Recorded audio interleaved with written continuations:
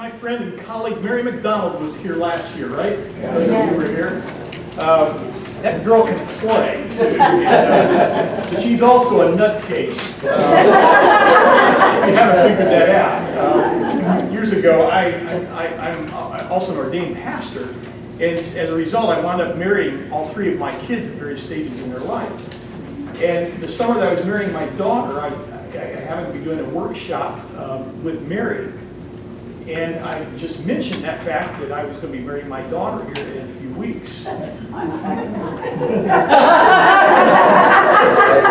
you can imagine, Mary's from Tennessee. She said, well, in Tennessee, when somebody says that, it means something altogether different than you intended. So she insisted that I clarify and embellish exactly what I was doing. So this book, it's called Spirit Songs. And I happened to be editor on this book when Mary was doing it. And so I told the artist, they said, well, tell us about the personality of this book. And I said, well, think Mary's personality. It needs to be big, it needs to be bold, it needs to be colorful. And so they went all out. And so if you like spirituals, and this is not just African American spirituals, it's got some traditional American spirituals, and what have you in it. And there's a few medleys. In fact, I'm going to play excerpts from a couple of medleys that are in this book. But this is all Mary. I mean, a fistful of notes. The more the merrier. I think she gets paid by the note most of the time. And so they are filled with notes, filled with energy, and really, really fun, energetic kinds of arrangements to add to your repertoire, I think. So this is Spirit Songs.